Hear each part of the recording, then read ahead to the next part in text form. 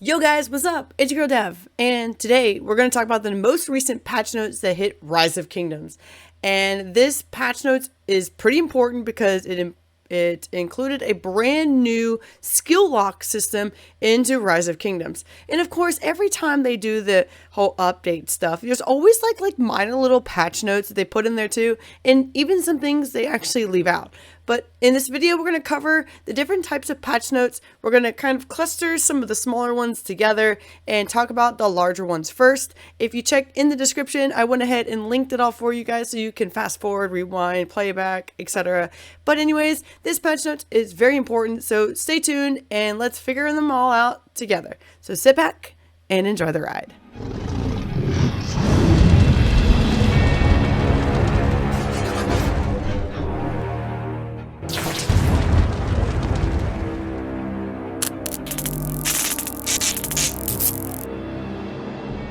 Okay, so now let's talk about the skill lock.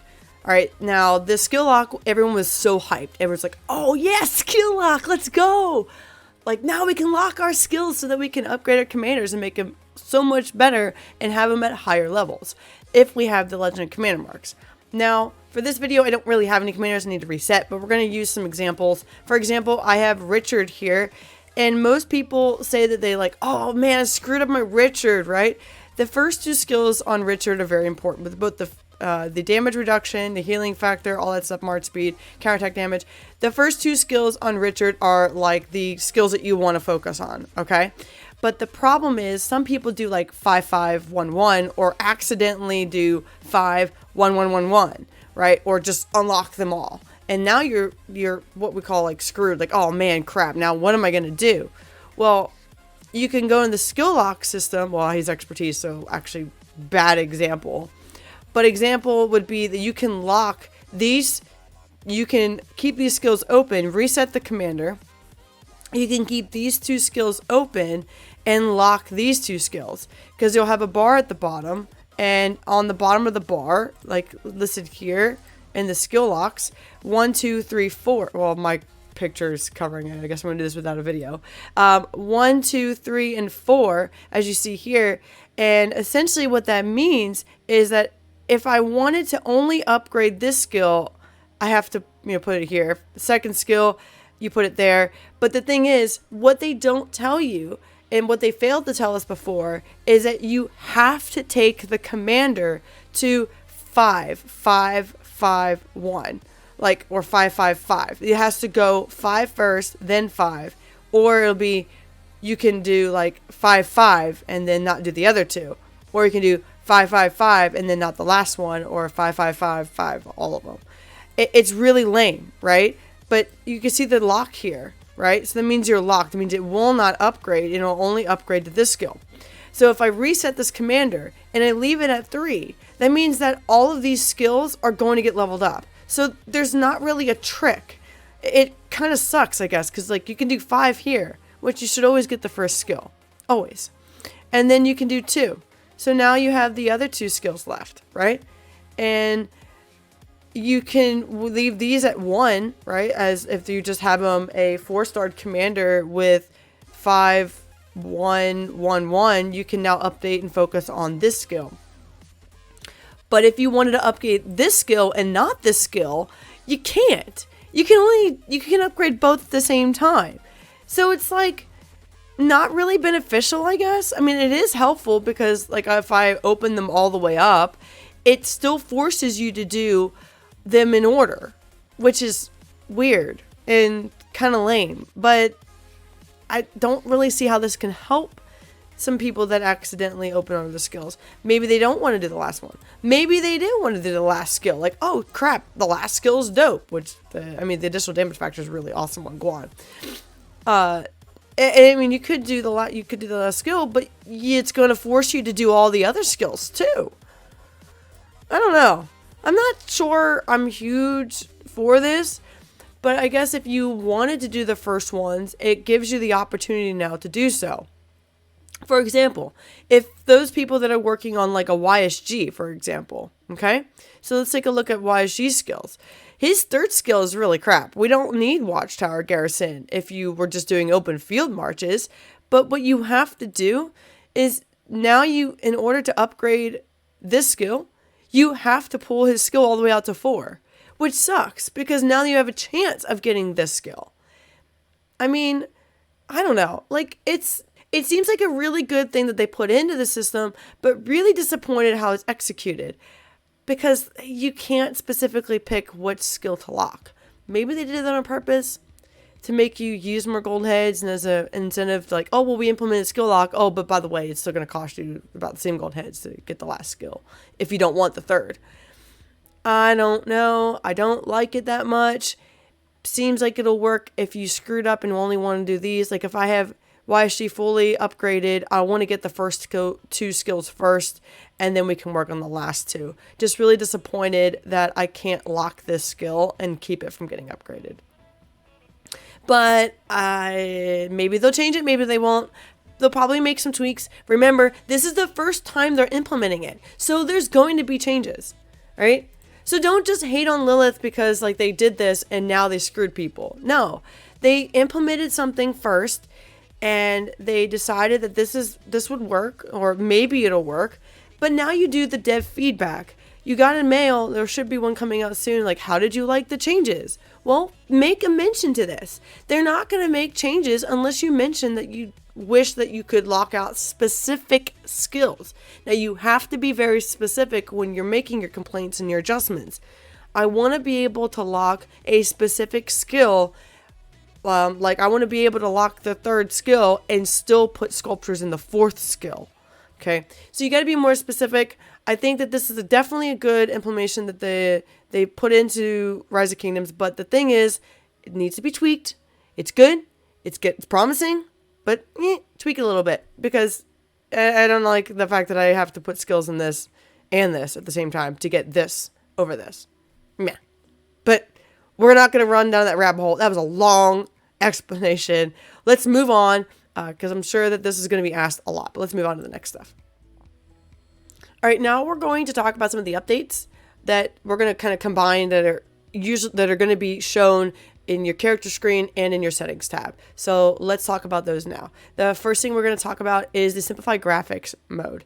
All right, so that was in the settings tab. They added a now specific setting that's listed right there. Simplify graphics. Oh, wait for that rally to start. Okay, so the simplify graphics mode here, you can enable it and it resets after restarting the game. So you will have to re-enable it every time your game crashes essentially and it reboots the game. But this just turns it on permanently so it doesn't ask you. I can't confirm what it does in the open field. They did say they made adjustments to it. So maybe they made less actions going on and maybe, I really don't know. It's hard to tell you like when there's not an actual war going on where I can test it. I've looked around the map. I didn't really see anything at this time. But we'll kind of investigate more about this later. But there's the setting. You can turn it on or off. But it resets after restarting the game. In the notifications tab, they added an approval report. Which now you can change it where you can change the power of governor that you need to, like, you want to get notified that they're ready to join the alliance or something. But with this, that's actually kind of good. So like in the early kingdom, you can see if somebody of stronger power like applied to your alliance. So that's really cool that they do that. They didn't really change much of anything else. There's also some other really crazy stuff in here you can look into and change your notifications on. But it's essentially just like a push notification. The other thing they made a change to is you can change your account information and your character management where you can actually view all of your sub accounts. So like I have a ton of accounts. Like all those are all dead. Okay, so we're not going to talk about the dead accounts. But anyways, but here you can star and unstar accounts. Now what I found out was it does change like their priority level. So like you would go in the order that you would prioritize your account, like the least priority to like the highest priority. So you would just go through like, oh, I want this one, this one, this one, this one, this one, and this is my primary over here, so it'll be first. But I did that already. It's kind of cool. And plus I don't have to see my other characters, but I can look at the ones that I always look at now. So good implementation. I really like that. Keep it up. That's cool. Small little tweaks that help make the game experience a little bit better. Now, the other thing they implemented is the kill points, which is a little bit like, standard kill system, but now you can actually see the detailed breakdown of points per kill. Now, I've got a lot more kills than I do points, or a lot more kills than what's actually being recorded, because I had my account before that date, before October. So, October 23rd. And I got all of my kills before that, because my account is that old. So, it kind of sucks I don't get to see that data. But you can see the data here where it lists the different troop types and the power ranking per kills. This is going to change the way that you're going to see actual kill rankings. So I like this because I'm actually ranked higher than I was before, because the fact I don't have a lot of kills, but I have a lot of T5 kills and T4 kills and very little T1 kills. And I like that. So thank you for implementing that and changing that, because now you can see the T1 farm killers are now lower on the ranking than those that are non-T1 killers. So, good update. I like that part. Sweet.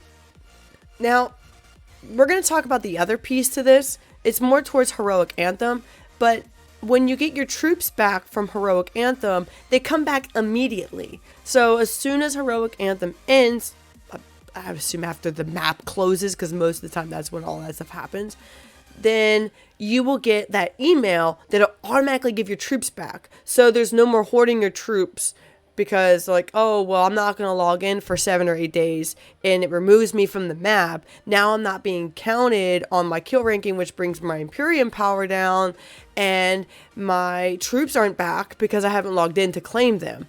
You can't do that no more. And they get claimed immediately. Like, you don't even have to be in game and they come right back to you. So you can't avoid that. So they changed that to help the Imperium kingdoms stay Imperium if they're actually Imperium. Okay, they're making these small adjustments. I know to some it's like, okay, well, how does that affect me?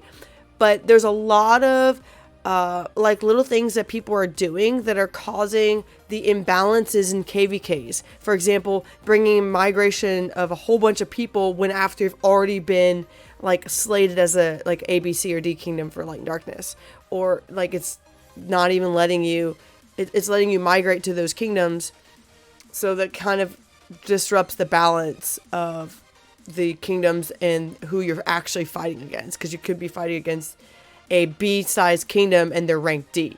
Okay, so I'm really glad that they're slowly making these changes. It's going to take a while, but that change to allowing your troops come back immediately is really important. That's why. So a little bit more of an explanation, but that is why, guys. Come on, can't avoid that. The other thing they did for Heroic Anthem specifically is that they changed the support skills. Not 100% sure if that was a instant change or a change that they're going to implement on the new kingdoms going into Heroic Anthem. So if whatever you see now, if they didn't change it, then you will see them in the future. I haven't been in Heroic Anthem yet, so I can't 100% see that, but I will pin it in the comments below on anything that I didn't have for you in the video, but it'll be pinned in the comments when I find out for you. So they went ahead and changed the hospital siege information here. So now, won't let me hit the info tab. There it is. Did they make any changes here? Yep. So severely wounded siege units will enter the siege units zone, where it can hold 50,000 severely wounded siege units, which the zone's capacity could be reached. The additional severely wounded troops will go in the standard hospital. So it'll hold the only 50,000. So that's really good to see. Like, look, they're gonna add a siege hospital area, so it's not going to interfere with your actual hospital.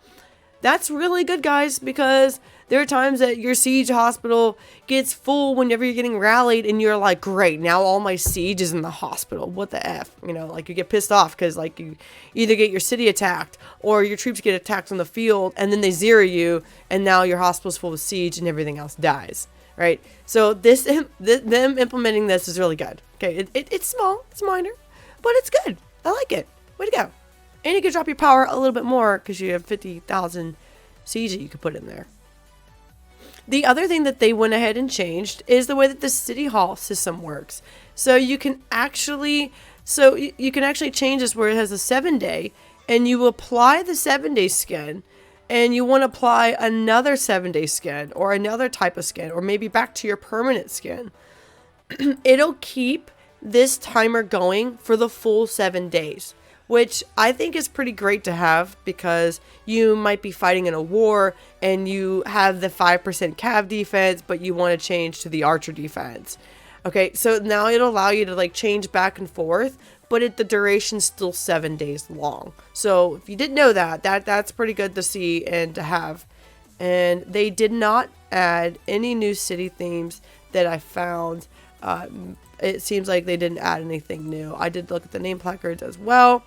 I didn't see anything new. This is still the stuff from the last few times. This is from Zinta Power. So they didn't add anything.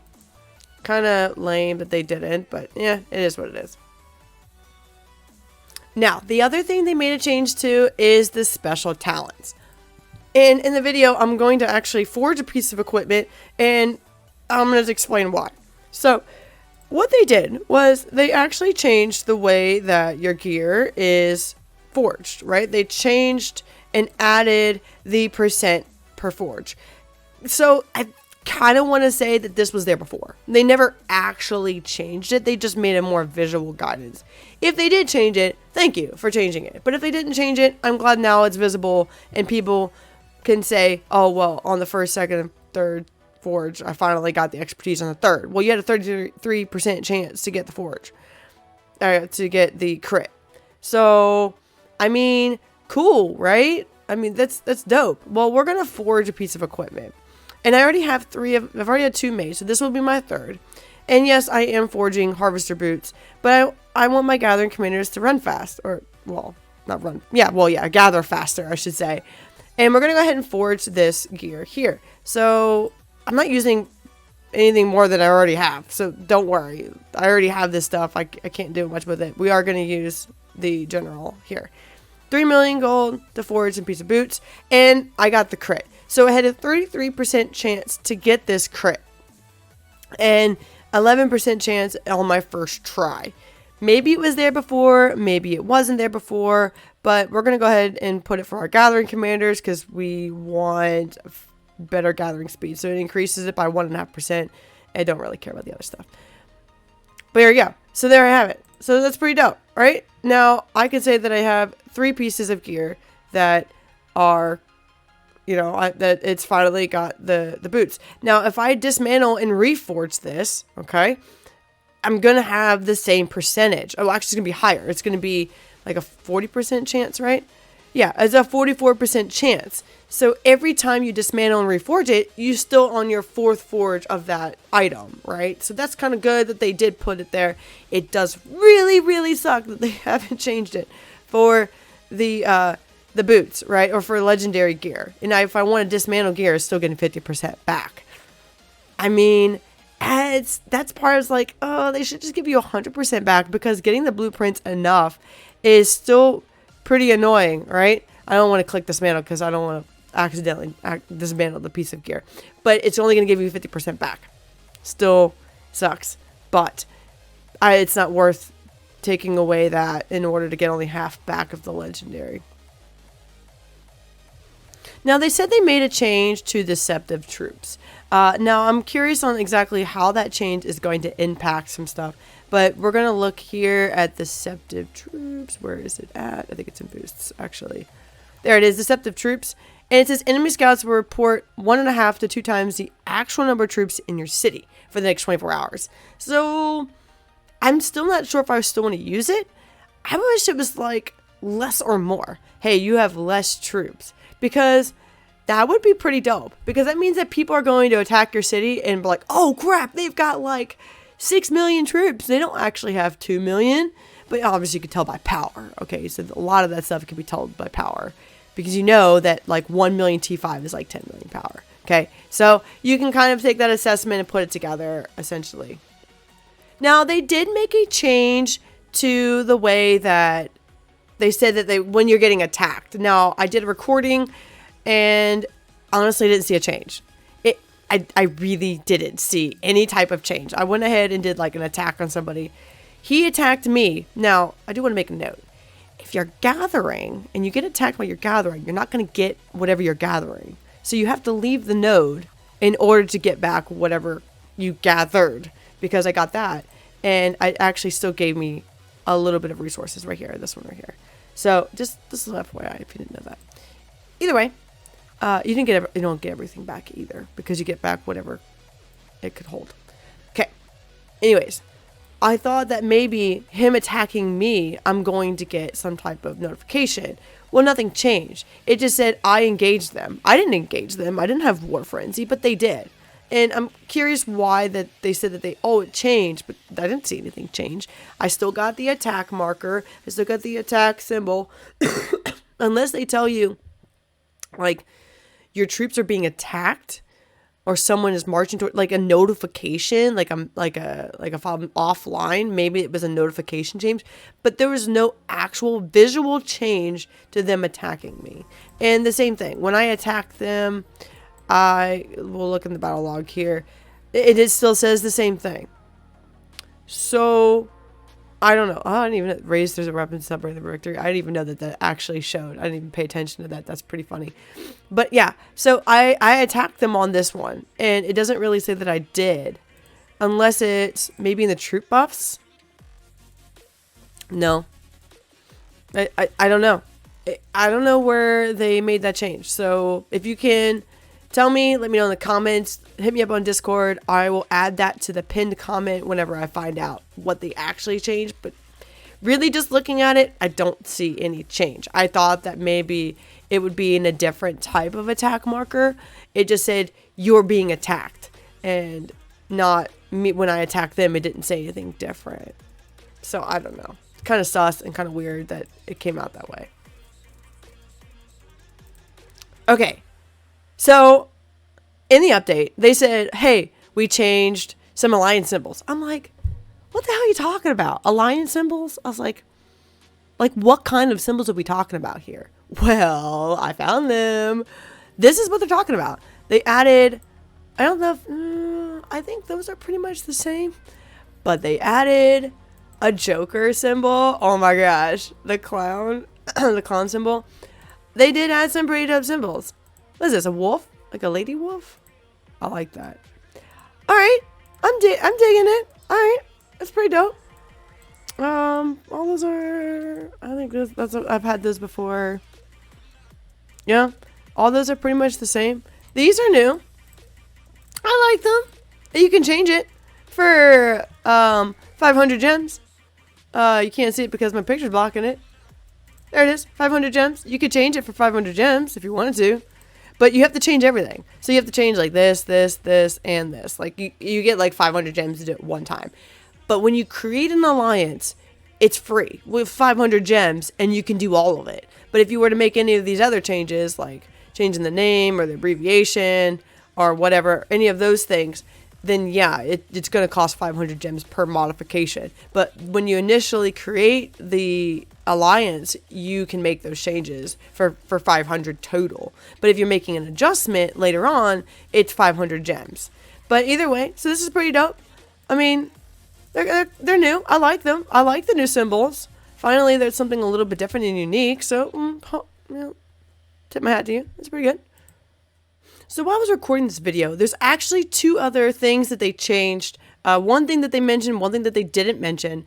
I'm going to show you my chat. I know it's like, I hate showing chats because I'm really nervous that they're going to say something.